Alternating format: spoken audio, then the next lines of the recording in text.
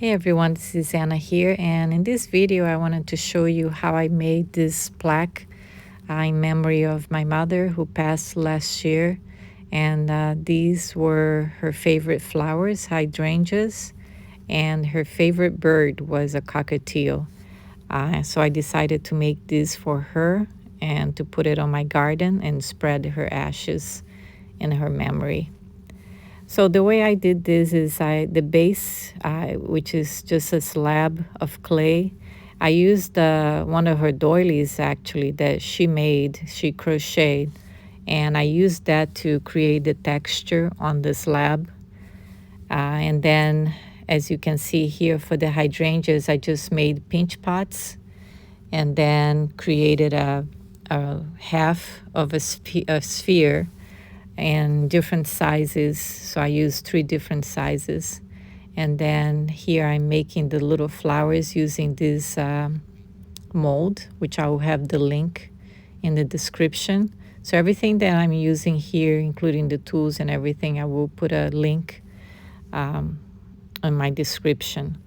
Also, the cockatiel, the way I sculpted, it was the same way as I sculpted my other birds, which I do have a video under my lives, and I will put a link for that video as well, which is a 3-part video. So I created the bird already, and now I'm just making the little flowers for the hydrangeas.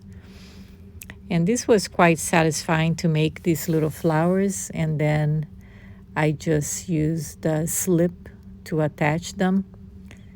And you can see here it comes with a little, almost like a little cookie cutter for you to cut the size of the flowers first before you press it into this press mold. Now here to attach the half of a sphere I made, I just used, scored and used slip to attach, and then use my little clay shaper to make sure it has a good attachment. I just go over around the sphere to make sure it's well attached. And you see here, you don't have to poke a hole, but I figure because the flowers has a little, it comes to a little point on the underside. So I just made a little, I just poked a hole with the tool just to have a place to sit on and not be so wobbly if you don't do it. So I just, every flower I did, I just poked a hole first. It also creates a place for me to put it, and it just sits there, and it's easier to kind of, as you can see here, I'm putting the slip and then just push it in a little bit in the middle, and it goes right in and stays. So I just did that. I guess you don't have to do that, but I did it and it worked out. I didn't have any of the flowers, come off or anything like that. So as you can see here, I just went on all 3 and I finished putting all the flowers. Then I cut a little butterfly. Just used the by hand, cut out the outline and did in 2 for the butterfly wings, and just placed it right over the one of the hydrangeas. And here I just used the thin slab to have a place to write the dedication for her. So here I'm starting to paint the hydrangeas using watered down underglazes.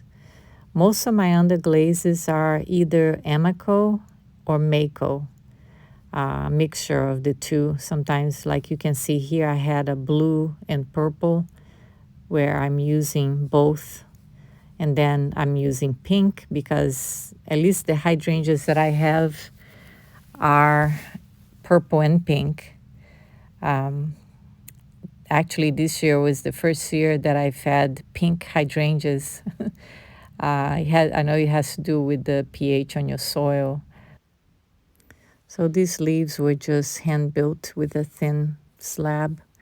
It was very easy to make. And here I'm painting the butterfly with I believe the color I used was called Forget Me Not, by Duncan, which is now Mako.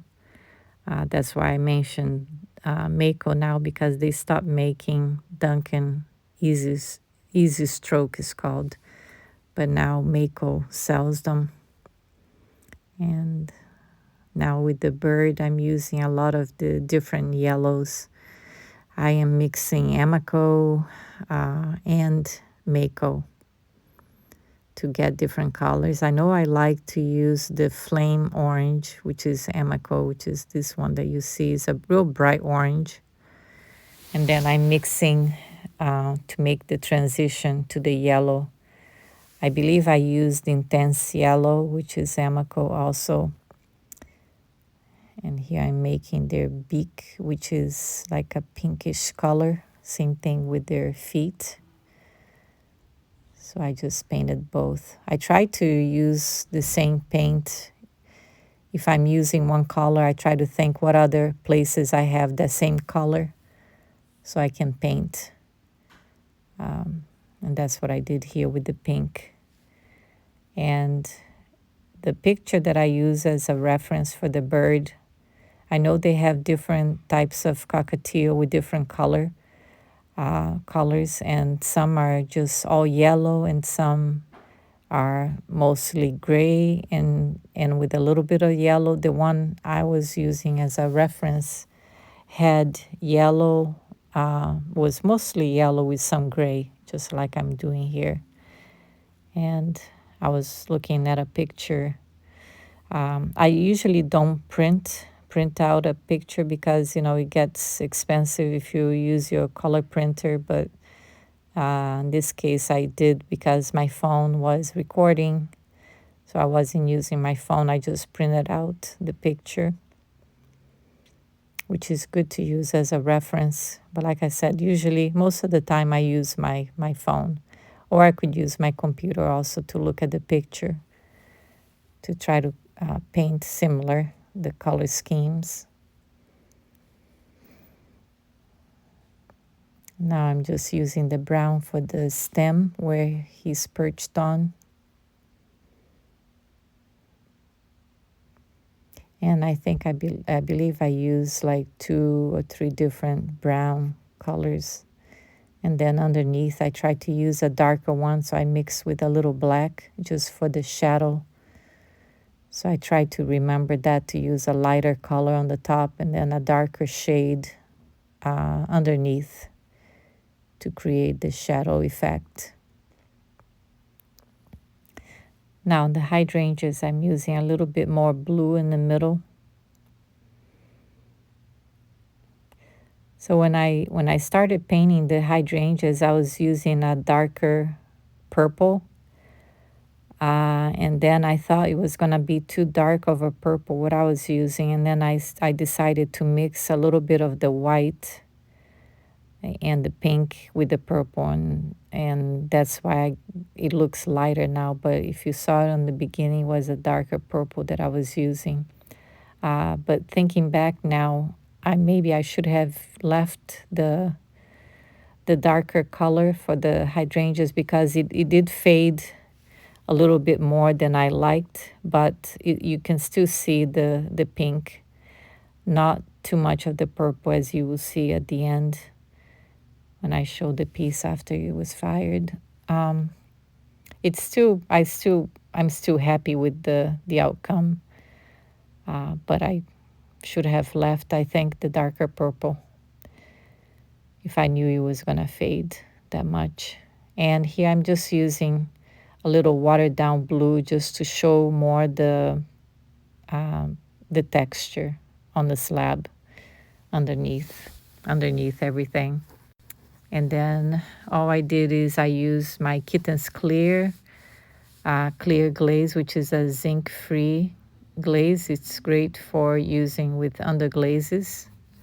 Here I'm using the little brush and a watered down orange color as a background, just to give that watercolor look. So here it is before it was fired. And here is where it is outside on my garden. And this is what it looks like after it was fired. Thanks for watching. I hope you enjoyed it.